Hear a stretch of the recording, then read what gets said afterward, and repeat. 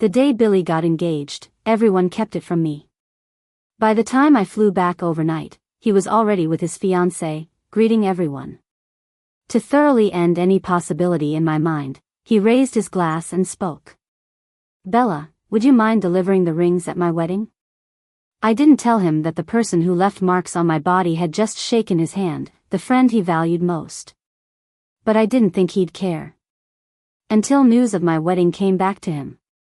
They said Billy almost lost his life. When I rushed back to the old house, it was getting dark.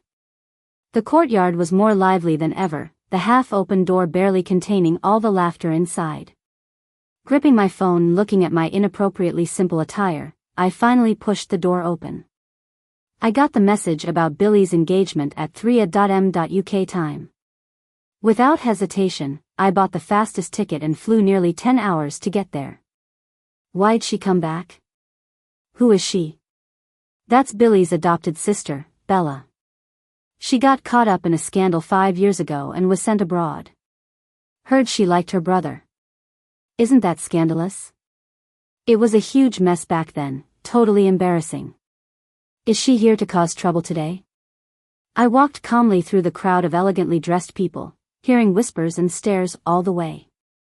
Just like years ago when I first entered this family, people examined me like a stray dog. From afar, I saw Billy's fiancée, dressed in a dark red handmade silk cheapao, her hair elegantly pinned up, jade earrings by her alabaster face. But before I could get closer, the butler stepped in front of me. "Miss Bella, Madam wants you in the side hall." Looking up, I saw Billy's mother watching me with disapproval, a warning in her eyes. I had seen that look countless times in my dreams. My palms tightened, and instinctively I stepped back, wanting to turn and follow him. But the next second, a voice stopped me. She smiled sweetly. "Is that my little sister?" "I'm Linda, your brother's fiancée." Billy's mother stood behind her, forcefully introducing us. "This is Billy's sister." She rushed back. "This is your sister-in-law. We're family now." "Sis," I explained, "I came back so quickly, I didn't have time to get a present for your engagement." "No need to be so formal." She suddenly hugged me, whispering, "I have everything I want, taken care of by your brother. But as for what you want, sometimes you have to measure it out. The past doesn't matter, but some things are sickening enough the first time and shouldn't happen again, right?" I turned my head to her gentle smile, suddenly feeling like laughing, a tired chuckle laced with weariness. From the moment I stepped into this home, everyone acted as if at war.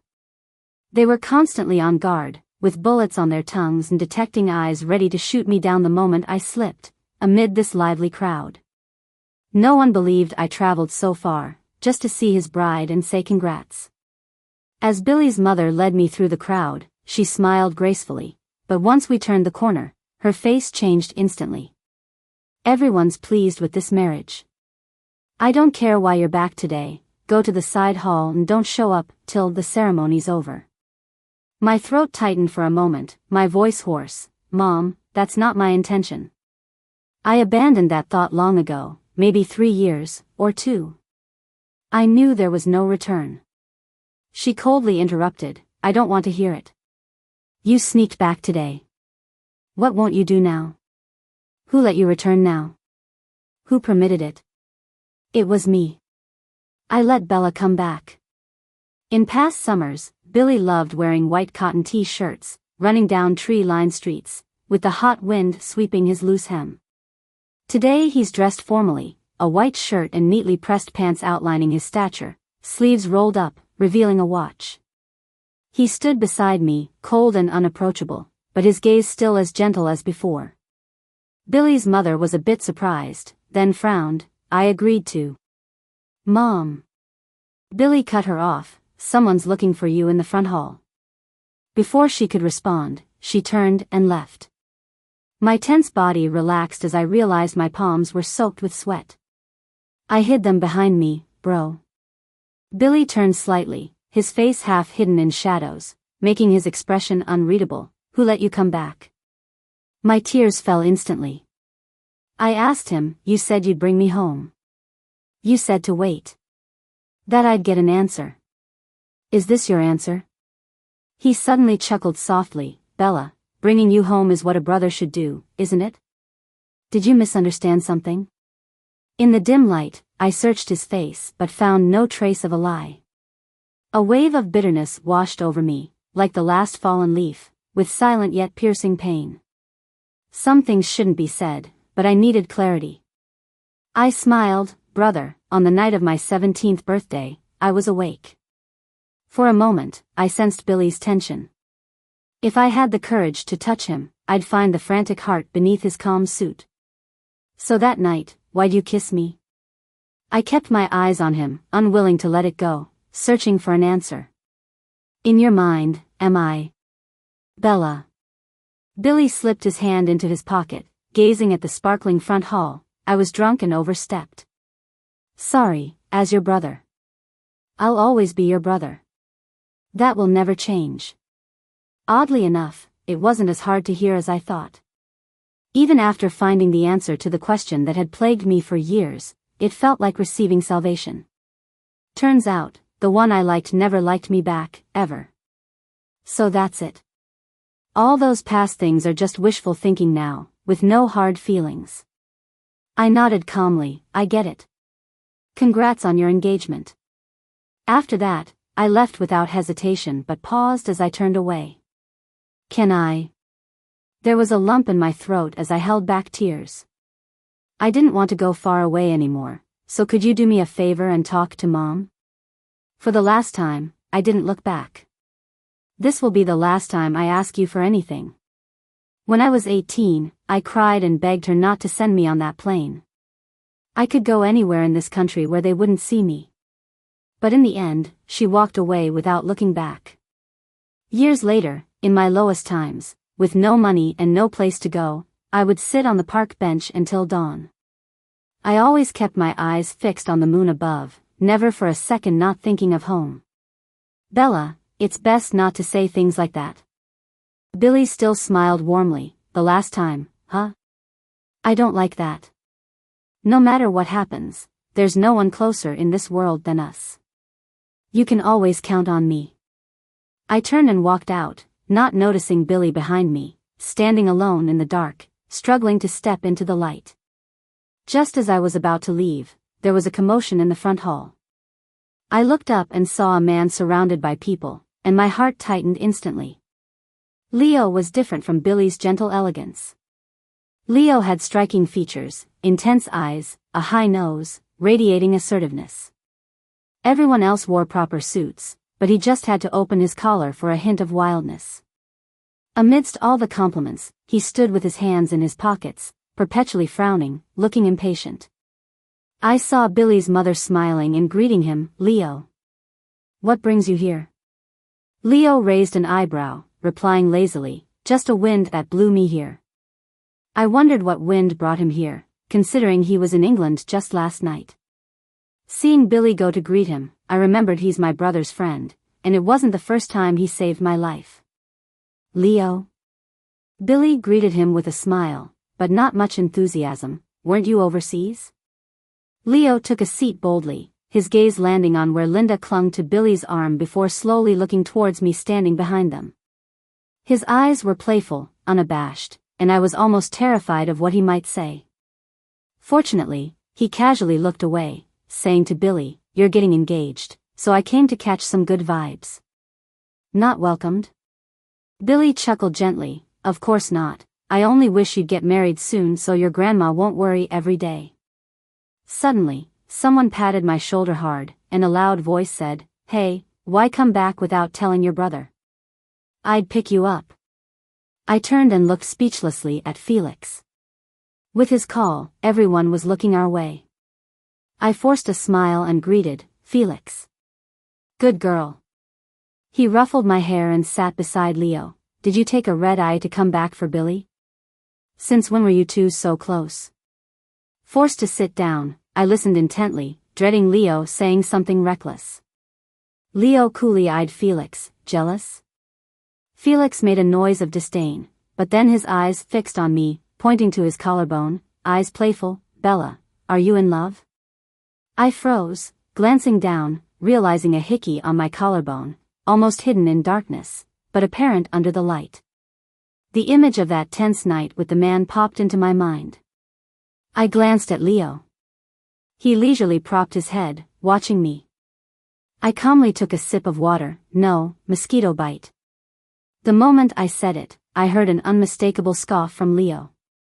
Meanwhile, in a corner I couldn't focus on, Billy leaned loosely against the couch, his eyes pausing momentarily at those words. When I got dragged into a room, big hands smelling familiar covered half my face. Why don't you tell me what part of England has mosquitoes this lively in the dead of winter? Leo's voice rang cold. I held my ground. If it weren't for you, I wouldn't have to come up with such a lousy lie. Accusing me? He pinched my cheek, bending low, smiling with a chill in his eyes. I've asked you to come back with me several times, but you refused. Yet you run here at your brother's call, leaving your slippers behind. I don't want to discuss this with you today. I didn't like the way he mentioned Billy, his words always thorny. Ever since the first time we met, he'd had that edge whenever Billy was mentioned. I didn't want to ponder why he felt this way when there was a knock on the door outside. Bella? Are you in there? It was Billy. Seeing Leo about to speak, I quickly covered his mouth, pleading silently with my eyes not to move. Leo lowered his eyes, displeased, as I kept begging him not to make a sound. His gaze casually but thoroughly merged with my tension. When footsteps faded outside, Leo whispered against my palm, "So afraid your brother will find out?" It felt intentional, a faint touch of his tongue on my palm. Our kind of relationship isn't right, I explained. What kind of relationship?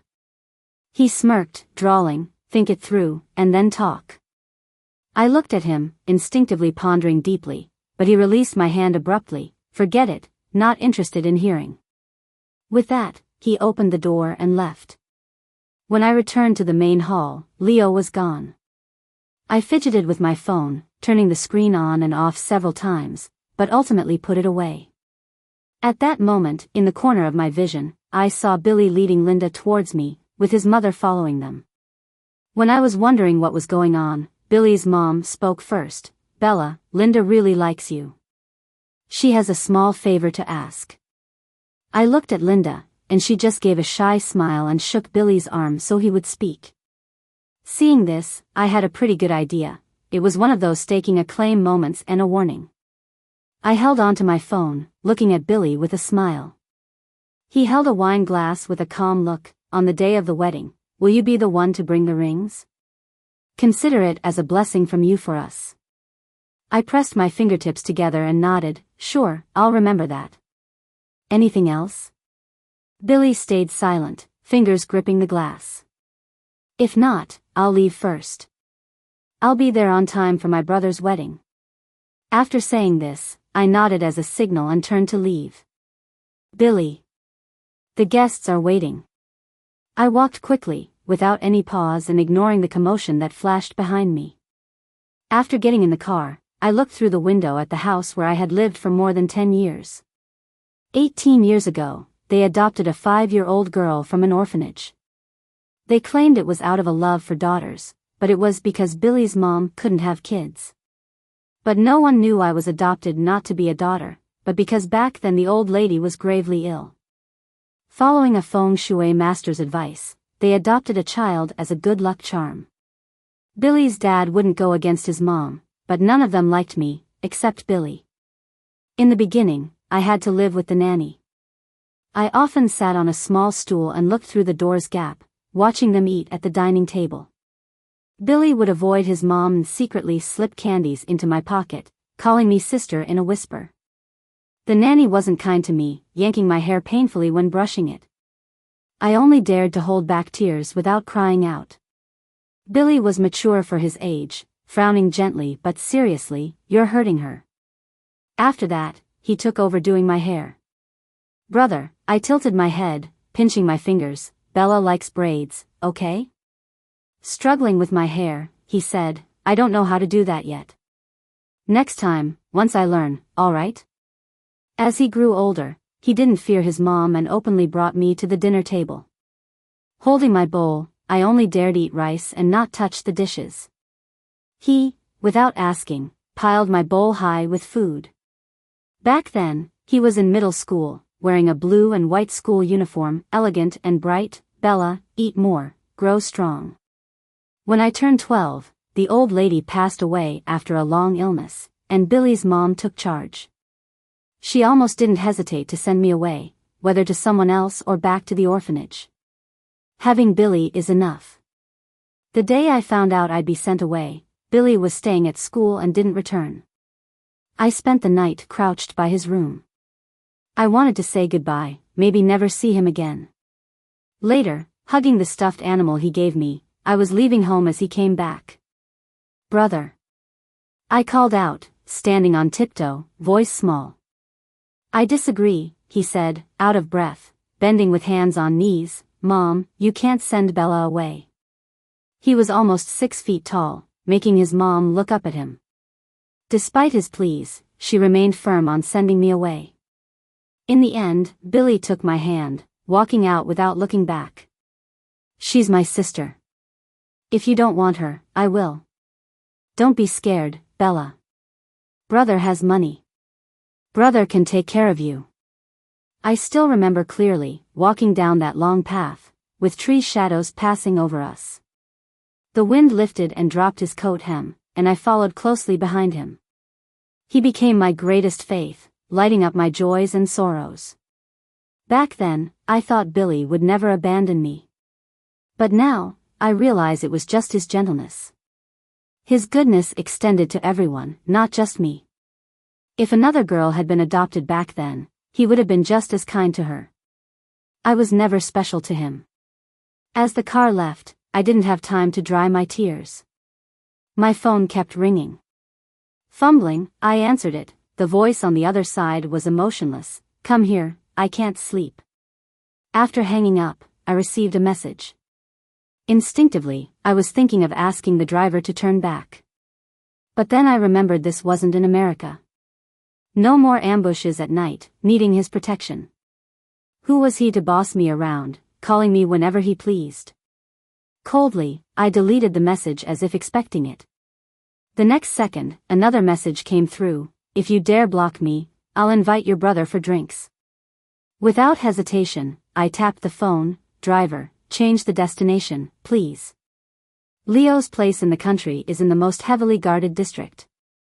They say because of Leo's tastes and habits, he bought the entire villa area, making sure no strangers come near his main house." Driving from the gate to the main building took about 15 minutes. When the door opened, a face suddenly popped up, nearly making me trip on the steps. The butler, with a standard smile showing 8 teeth, placed his hands in front of him, eyes lighting up when he saw me. "You're the first woman the young master brought home."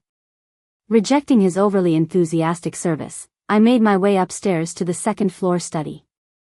Leo was still wearing the same clothes from last night, minus the suit jacket. The collar of his shirt was open, giving off a casual vibe. He sat with his long legs crossed, resting on the desk. He leaned back in his chair lazily, fiddling with something, head tilted down. As I got closer, I noticed he was twirling a bamboo dragonfly between his fingers, absent-mindedly spinning it.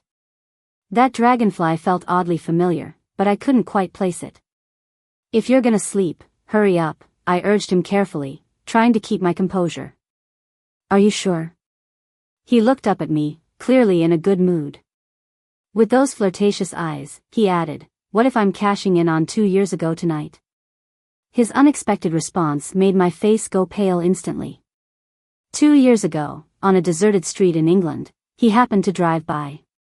His eyes met mine through the rolled-down window. At that time, I was being held hostage, my hands tied up and half my face covered with tape. All I could do was cry and look at him desperately. When the car drove away without stopping, I wasn't surprised. The few times I had met Leo before were back when I would tag along with Billy, politely calling him Leo bro. But when I was at the brink of despair, that black car drifted back right in front of me. England wasn't his turf, and the gang I had fallen into had quite the reputation locally. Nobody dared to mess with them. I had no idea how he managed it, but he took me away with ease. Later on, in the few times I was in danger, it was always him who protected me. I've wandered around for years and learned there are no free lunches, nor are there acts of kindness without reason. The night I dared to ask him, I was coming home from a cafe job. There he was, in his fancy suit, awkwardly sitting in my tiny rented apartment. He seemed so out of place. I didn't ask him what he wanted. Instead, I asked, "What can I offer you?" He didn't live in England often but flew over frequently, maybe for business trips. He had clearly just landed not too long ago. The long flight left him worn out. Propping his head up with 2 fingers, he sized me up for a while and said, "Sleep with me." It was the answer I expected. I dropped the fabric of my skirt I was holding tight and tried to act mature, saying, "Then I'll go take a shower." Sitting by the bed, wrapped tight in a robe, with trembling eyelashes and hands clutching my clothes, I couldn't calm myself. At 20, the only love-related thing in my life was secretly liking my brother's friend. And now, I was to give my first to someone I barely knew. Leo's fingers moved the robe aside, and you could hear my teeth chattering. As I braced for the inevitable, he chuckled and said, "Move over." I opened my eyes, confused, looking at him. And then, when he safely fell asleep on that bed too small for his long legs, I sat on the carpet, robe around me, my thoughts a muddle. Later on, I was told by those around him that by sleep with him, he actually meant just sleep. Apparently, he had an incident in childhood that made sleep difficult for him. From then on, whenever he came to me, he just wanted to sleep. I honestly didn't like him coming to England. Every time he took over my bed, I crashed on the couch or the carpet, waking up sore. Yet, oddly, I also liked it when he did visit. With him around, I could roam freely without worrying about getting ambushed halfway. And he'd always be behind me, casually strolling along. Looking back at him then, I often thought maybe sleep had tormented him for so long, that he cherished anything that gave him peace. In facing the same situation as that night, I was no longer the clueless, helpless Bella. It's already amazing that he's tolerated me for 2 years without saying anything. If I kept acting coy, I'd be the one making things awkward. I nodded, still saying, "Then I'll go take a shower." Behind me, Leo's face darkened, looking terrifyingly cold. Twirling the bamboo dragonfly, he seemed to want to throw it but finally placed it gently on the desk and walked out. Leo's master bedroom was ridiculously large. Decorated in grays, it matched his aura. Yet, despite the size, there was nothing but an immense bed. No closet, sofa, or table, making the bed look lonely, like it was floating in space. I sat cautiously at the edge, looking back to see how small I looked against that bed. When Leo came back, he was wearing only a towel around his waist, his upper body naked, muscular, and well-defined. I hadn't seen many naked men and was momentarily stunned. He draped the towel over my head lazily, asking, "Like what you see?"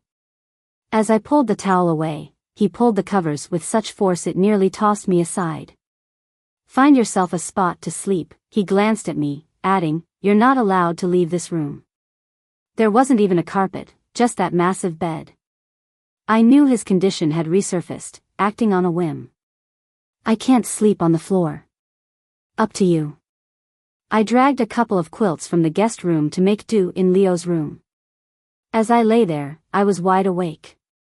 I knew what he was thinking. It was just like 2 years ago.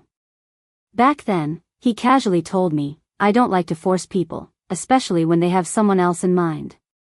His love-related scruples run deeper than anyone else's. The next morning, I woke up in Leo's giant bed. As I got out of the soft covers, something clicked for me. Clad in slippers, I padded downstairs to find Leo, dressed in casual clothes, standing in the middle of the kitchen island. He was making coffee, one hand in his pocket, methodically working with the other. I followed him a couple of steps before speaking up. "Were you worried I had nowhere to go last night, so you invited me over?" Leo pressed the button on the coffee machine, not even looking up, and said, "Don't flatter yourself." "All right then, get me a cup of coffee too, please." I sat on the stool opposite him, resting my chin on my hand as I studied him. Just then, my phone buzzed with a message from Billy's mom. "I've arranged a blind date for you. Sent you the address and time. Don't be late." I was about to refuse when another message popped up. "Your brother picked this family for you. Don't waste his effort." Thanks to Leo's interruptions, I almost forgot all those emotions from last night. But with just those 2 texts, they rushed back. Billy's mom seems dead set on getting me married off. Even Billy's engagement doesn't put her mind at ease about me. Maybe she'll only believe I'm over her son once I'm actually married. Leo passed me my coffee, and I instinctively took a sip. The taste and flavor matched my preference perfectly. Looking up at him, I thought, this guy is incredibly handsome. Apart from having a bad temper and a wicked tongue, he's quite the package. A bold idea sprouted in my mind, though it seemed too daring. In this circle, even if I were actually his family's biological daughter, I might still not be considered a suitable match for Leo. Let alone as just an orphan with nothing. I pushed the thought aside and texted back to Billy's mom, "Got it. I didn't expect Linda to invite me to their gathering. Make sure to come, your brother will be here too." I had no reason to refuse, whether it was to dispel past rumors or for the sincere invitation from my brother's fiancée. The gathering was at a villa, with many familiar faces present. The surprise, however, was seeing Leo there too. But he seemed uninterested and laid back. It's a mystery who persuaded such a big shot to join such a small gathering. Billy, after many days apart, stood by the bar and waved at me. I just nodded and threw him a glance before heading in another direction. He seemed visibly stunned at my reaction. I was originally going to greet Linda, but she intercepted me halfway. Her companion said, "So she's the one who seduced her own brother? She does look a bit foxy." Linda made a token protest, "Don't say that, she's Billy's sister." I found it amusing and said, "Did anyone catch me in bed with my brother or get pictures of us kissing? Or did you witness us in some dubious situation? If I'm standing here, I'm not afraid of you producing any evidence. But if you don't have any..." I lifted my phone slightly. I could share what you said with my brother and see what he thinks. Linda hadn't expected me to record, and she panicked. "She's just loose-lipped, it's all hearsay." Apologize to her now. I wasn't really interested in their apology. As I passed, I whispered, "Sister-in-law, what are you afraid of? Why are you so scared about this marriage you're so confident in? Do you not realize that the rumor from 5 years ago hurt not just me, but every time you bring it up, my brother gets hurt too? Isn't that the man you love? Why can't you see that? To claim I seduced my brother. Whether you believe it or not, it was just a rumor. I'm still waiting to give you both the wedding rings on your big day." I thought I had spoken clearly enough, but I didn't expect Linda to be this cautious. When she pulled me into the pool with her, she quickly said, "Just one last time, prove something to me. Let me see who your brother would save." The loud splash drew panicked reactions from everyone. I couldn't swim, I sank before I even had the chance to struggle. The pool was unexpectedly deep, designed unlike normal pools. So no one noticed that 2 people had actually fallen in. I watched Billy save Linda without hesitation. At that moment, if he had just looked back, he would have seen me slowly sinking in the water behind him. As the suffocation kicked in, it was more terrifying than when I had my nose and mouth covered during a past revenge. I seriously thought I might die at the bottom of this pool. Then, a loud splash followed by Leo swimming desperately toward me. At that moment, voices erupted above. "Holy crap, Bella fell in too. Leo. He jumped in too." Someone grabbed Billy, who was pale as a ghost. "Leo's on it, leave it to him. Linda still needs you." When I spat out water and opened my eyes, I instinctively clung to Leo's neck, burying my head into his shoulder, trembling uncontrollably. Just like 2 years ago when he saved me, I clung to him the same way. I was too scared to notice the crowd had quieted because I was hanging on to Leo. Felix broke the silence with humor. "Sis was just really scared. Sis, this is Leo. Let go, or he might get angry. I came back to my senses and let go, though my eyes still stared blankly at him. As Leo stood up, Billy called out, "Leo, thank you." He paused, looked back at Billy and me, and said casually, "No thanks needed." Billy tried a few times to uncover what really happened with the pool incident. I stuck with Linda's story. At least she got the answer she wanted and probably won't target me anymore. These days, I've been staying at Leo's place.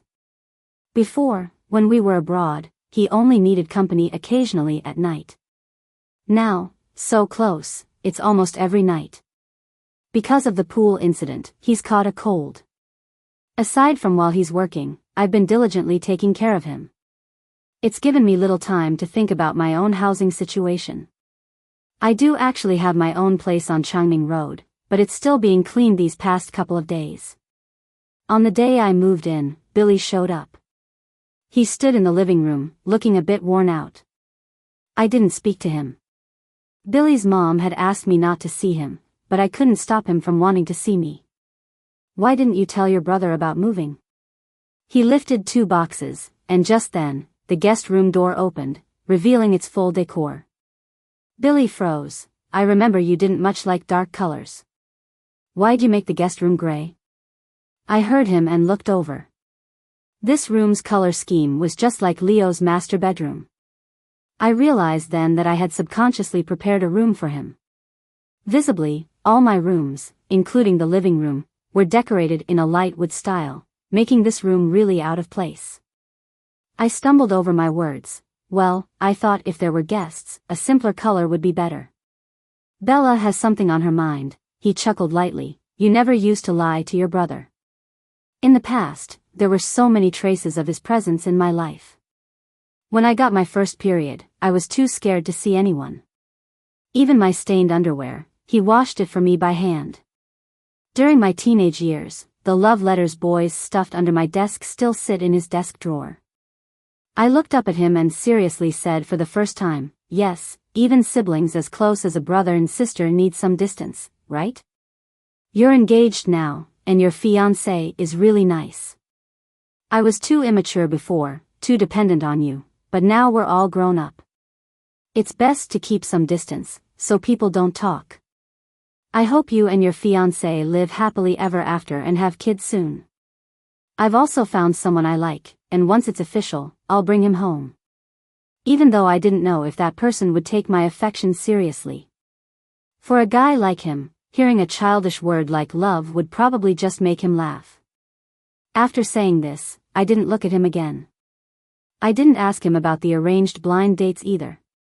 And the blind dates, I had already pushed them aside, being too caught up with work, especially with the hectic new robotics project. Several days later, Billy's mom called to scold me. "If you're staying in the country, I won't say much more.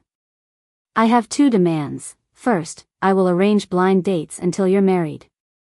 Second, before the wedding, put away all other thoughts, don't play any tricks." Billy's mom called just before she clocked out. I pressed my fingers on the coffee machine label and for the first time, stood up to her. "I'm an adult. Whether I stay or go is my choice. I'm grateful for your care all these years. I've never done anything ungrateful, and I never will. The boldest thing I've done is write down my feelings for Billy, but those words became blades against me. As for the blind dates, rest assured, I'll find someone suitable to marry quickly.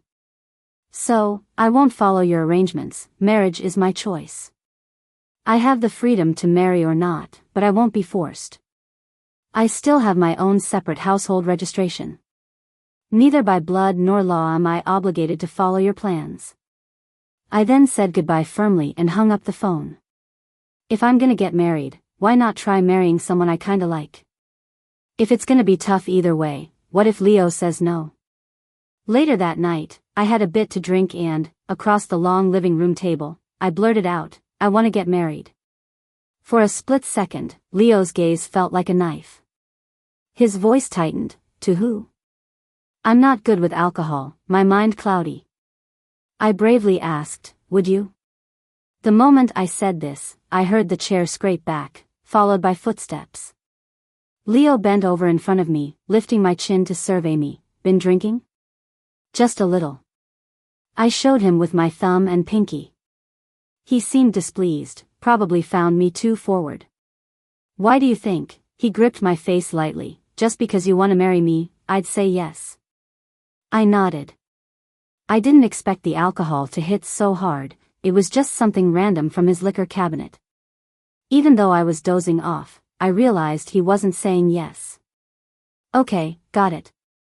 I leaned against the pillow, peacefully sleeping. Before dozing off, I thought, guess I'll just have to stick with the blind dates. The next morning, my memory clicked back into place. That line, why do you think just because you want to marry me, I'd say yes, played on repeat in my mind. I rolled over and got off the big gray bed. Passing by another slightly smaller master bedroom, I peeked in, then at the guest room. It was so quiet, as if no one slept there last night. He must have gone out last night, so I felt at ease going downstairs. But seeing the figure on the couch made me freeze mid-step. Hearing me, Leo stayed propped up, didn't turn back, and just said, "You've got 10 minutes, we leave then." To where? He didn't answer. Until we were in the car, when he fished my ID out of my bag. Aren't you wanting to get married? He glanced at me. Besides the Civil Affairs Bureau, where else can you do it? You weren't, I stared dumbly at him, weren't you against it? Leo drove fast, and the paperwork was processed quickly. Even in the car, holding 2 red booklets in my hand, I hadn't quite grasped it. Caught up in my thoughts, I didn't notice Leo beside me.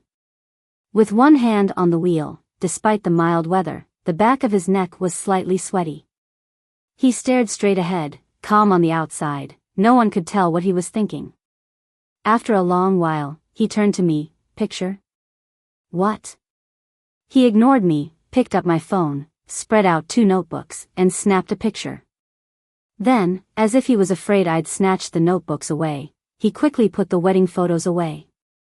He didn't plan on giving me a copy, the only thing he left me with was that picture on my phone.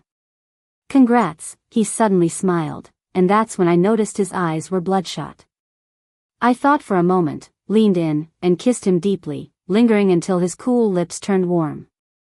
My heart raced. In 2 years since we first met, we didn't share many intimate moments. Even that mark from a kiss was left when he came to my place drunk, kissed me without a word. When he sobered up, he was clutching his crumpled shirt and apologized. "Congrats to you too," I said instinctively, licking my lips. "Bella's new husband, Leo." Leo's gaze darkened, and he cupped my neck, leaning in aggressively. He didn't let go until I was gasping for air, until every cell in my body was shouting, thrilled, tingling with exhilaration. "Now that's what you call a kiss," he said in a raspy voice, resting his forehead on mine. I used to wonder if he'd fallen for me at first sight, leading to all the complications that followed. But around him, I found no evidence of it. Eventually, I gave up whether it was a fleeting interest or love growing over time, it didn't matter. If he ever got tired of it all, it'd just be another divorce certificate to collect. At least this marriage certificate solved a lot of my current issues. Leo asked me about the wedding. I was surprised. "Do we need a wedding?" "What do you mean?" He pulled me closer, holding me tight. "Am I that embarrassing? Not even worthy of a wedding?" Several days after getting the license, we still slept in separate rooms. Until one day, a bit tipsy, I bravely asked him for a wedding night. I vaguely remember Leo, his voice deeply enticing, saying, "You asked for it, Bella, don't cry later." That whole night and the next morning, I didn't leave the bedroom. It's like he saved all his energy and creativity for that. Who knows how many times he practiced in that room. On the new cream sofa, on the wooden rug I bought, in front of the mirror I use daily. I popped my head up, trying to explain, "If it's just the certificate, if we regret it, we can quietly get a divorce. But if there's a wedding, that's a different story." "What if?" Before I finished, he released me and stood up. "So, when you got the certificate, all you thought about was divorce?" Standing in front of the mirror, he slowly pulled on his pants. I stared at the dimples on his lower back, remembering how his eyes turned blood red when I accidentally prodded him there during our most intimate times. "That's not it," I said, noticing his mood. "I just felt like you weren't really into it." "I'm afraid you'll regret it." He put on a shirt, didn't bother with the buttons, the scratches on his chest vaguely visible as he moved. He walked over to the bed, scooped me up along with the sheets. In the couple minutes from the bedroom to the study, I buried my head in the blankets. "What are you doing?" The familiar study looked no different until he pressed a button, revealing another room. Barefoot, I walked in and froze. The floor was covered with dragonflies, just like the one he'd been playing with that day. Half of them were defective. The walls were covered with photos, a picture of me at 10 winning a dance competition, another of me at 16 eating ice cream on the street, and more from when I first got to England working part-time at a restaurant. Aside from photos, there were dragonflies everywhere, barely any space to step. The dense photos created a stifling sensation of dizzying color. "Scared?" Leo's voice chilled. "Look like a creep, don't I?" I remembered the dragonfly, the cemetery, the little boy when I was 8. Turning to hug his waist, I looked up at him. "Why didn't you say anything sooner?" "You liked your brother," he said nonchalantly. When he found that little girl again, she had grown up, her heart and eyes filled by someone else. "Leo," I didn't deny, just tightened my grip. "He used to be my salvation." "I understand," he kissed the top of my head, "but from now on, maybe you can." He didn't finish, but I knew what he meant. Standing on tiptoe, I kissed him several times. "Of course, anything for you. It's just loving you alone now. What's so hard about that?" I just realized why it was so coincidental, why in such a big world he'd show up in England. We hadn't announced our marriage to anyone yet. That day, we unexpectedly ran into Billy. At that time, Leo and I were holding hands and bumped into him. Standing next to him was Linda. I couldn't quite read his expression. Was it pain mixed with resentment? Anyway, it wasn't a look a brother should have. Linda, after a moment of shock, tugged at his arm. Billy quickly adjusted his expression, but his eyes stayed on where Leo's and my fingers interlocked. "Bella, come over here to your brother." He chose to ignore it, still speaking gently, oblivious to Linda's changed expression. This time, I didn't let go of Leo's hand, not caring who might see. I led Leo to Billy. "Brother, I'll bring him home to meet Mom and Dad. Hope you'll be there too." Billy never looked at Leo, as if by not seeing him, nothing could happen. He chuckled, but it was without warmth, the light in his eyes fading, bit by bit. "Don't be reckless, don't do something you'll regret. Listen to your brother. If you want to get a boyfriend, you can take it slow. Don't do anything impulsive. As for bringing him home to meet the parents, not just anyone can be brought home, Bella." The Billy I knew was always gentle, never showing anger openly, especially when the person in front of him was an old friend. I calmed Leo, who wasn't in the best mood, stopping him from saying anything harsh. After Billy finished speaking, he turned and left. I raised my voice behind him. "Bro, I'm not messing around, I really like him." He stiffened for a moment but then continued walking without looking back. "I really like you," I said, shifting my gaze and speaking to Leo beside me. I kept looking ahead. "Did you hear me?" A soft came from beside me. "Alright, so yeah, I took this chance to confess. Are you satisfied now?" At that, Leo finally let out a soft laugh. When we got home that day, Billy's parents were there. But Billy stopped us halfway. He looked in bad shape, like he'd been through a lot. "Bella, listen," he pleaded, grabbing my arm. "You can like anyone, but not him." "Billy." I was a little upset. "I didn't meddle when you got engaged, so what right do you have to interfere with who I like? Do I always have to listen to you guys? Do I have to accept the blind dates you arrange just to make you happy? Do I not have the freedom and right to choose who I love?" "It's not that. It's just he can't be the one," Billy repeated firmly. "But we're already married," I stated, looking firmly into his bloodshot eyes. "We're married, brother. Leo and I have the papers." I flipped open my phone, showing him the photo of our marriage certificate. Billy's grip on my arm loosened for a moment, and I pulled away. His fingers trembled slightly as he zoomed in on the photo. After a moment, he suddenly raised his hand, shouting, "You bastard!" With fury and anger, he swung his fist at an unsuspecting Leo. It was the first time Billy used his fists in such a chaotic scene. "Leo, Bella's so young. What have you done? You tricked her into marrying you? Do you even know what you're doing?" he yelled, grabbing Leo by the collar. "Bro." I tried to pull them apart. Leo spat out some blood, looked down at me, and said, "Wait over there. I need to talk to your brother for a quick moment." "I won't hit him, don't worry." Leo glanced at the girl sitting nearby, her hand gripping the swings rope tightly.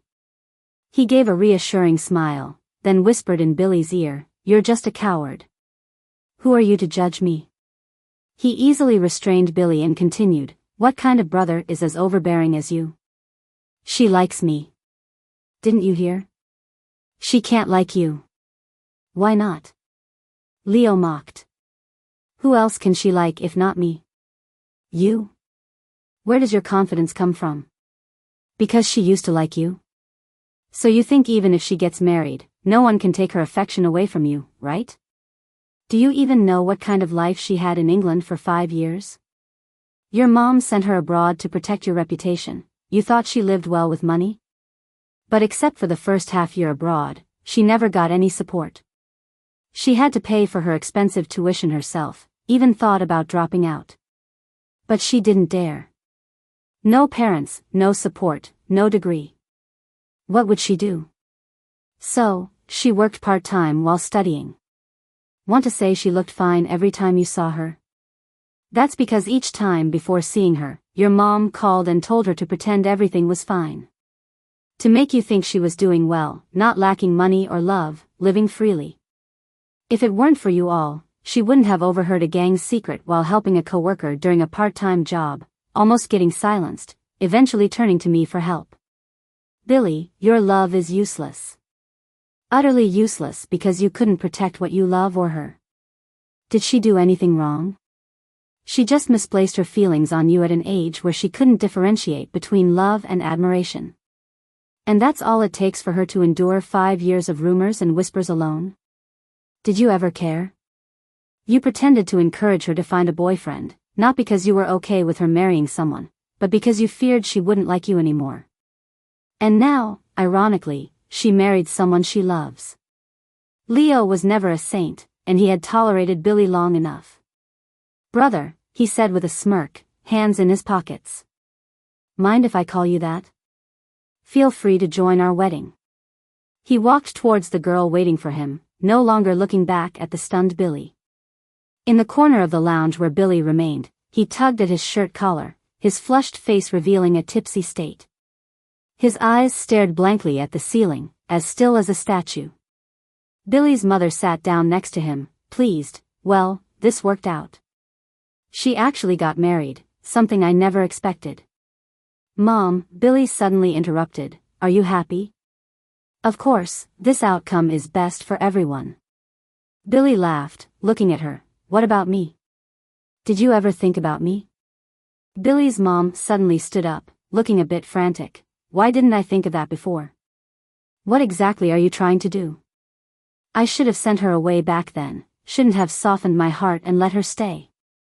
Back then, he made a deal with her. He would give up painting and follow the path she thought was right, as long as Bella could stay. I even promised you, once you're engaged, I'll send her back.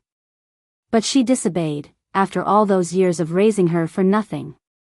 Look at what she's done to our family, what she's turned you into. You never used to talk back to me, but since she came, you've been defying me time and again. How could a brother love his sister? That's just taboo, a scandal. I can't bear the shame. Are you trying to drive me to my grave to make you happy? Fine, I'm going to die right now, so you can marry her and do whatever you want." She pulled out a small knife from her purse, about to slash her own wrist. Billy reached out to stop her, the sharp blade cutting his palm, blood dripping onto her expensive dress. Billy, are you okay? I didn't mean it, she said, flustered, trying to tend to his wound. He let the blood drip from his hand. Mom, did you ever consider I might die? Billy, she's married, she replied, reverting back to her elegant, aloof self. And you're engaged. Stop thinking about things that can never be, don't disgrace me. She's married, Billy stood up. So, I'll never have her. Why do you think I'd still listen to you? Behind her stood Leo, not me. Not this weak person who just compromises and tries to survive. Don't worry, I will never marry someone you don't approve of, so you're off the hook. I'm calling off the engagement. My wedding with Leo wasn't extravagant. Even when the invitations were sent out, many were still in disbelief. What daughter? She's an orphan adopted from the welfare home, they said. Is Leo messing with me? I knew it was weird he jumped in the water that day. Turns out it wasn't just to help someone, he was saving his future wife for heaven's sake. No one was happier than Leo's grandma. Her hair was white, but she smiled widely when she saw me. Leo, seeing her, teased, Grandma, stop smiling so much, your teeth might fall out. Grandma couldn't hide her big toothy grin and swung her cane at him playfully. I'll teach you, you cheeky brat. Can't go a day without making someone mad, can you? Look at that sassy mouth, does nothing but rile people up. If he's giving you trouble, come to Grandma, she said, holding my hand. Oh, you don't know how relieved I am, she whispered to me, covering her mouth. That kid from the Duan family told me years ago my grandson might have some preferences. I've been worried sick. Seeing you, I can finally rest in peace. Leo's mom passed away while he was young. He wasn't close to his dad, but was close to his grandma. A few days before the wedding, I ran into Billy again. Bro. I called out, smiling in a way that finally let go. I hope you find happiness too. I'm just glad my naive youthful feelings didn't hurt him. And glad he never truly liked me, so we can still be brother and sister naturally now. The late autumn wind swirled his coat. He stood a little distance with hands in his pockets, quietly looked at me, and slowly said, I will. Later, I heard he'd joined an expedition team, finally heading to the polar adventure he always wanted. Miss Bella, ma'am invites you to the side hall. On my wedding day, I wore an intricate gown, lifting the hem as I walked alone toward Leo. Just as I took a step on the stairs, he came to me, reaching out for me. Why are you in such a hurry? I teased, brushing against his arm. Just wait for me to walk over. His gaze fixed ahead, his tone calm as if it were just a regular day, betraying no wedding day excitement. You just need to take one step. I slipped my fingers out, interlocking them with his. He squeezed them tightly. I gazed at the audience, a bit regretful at not hearing Billy's blessing. But I had long moved on.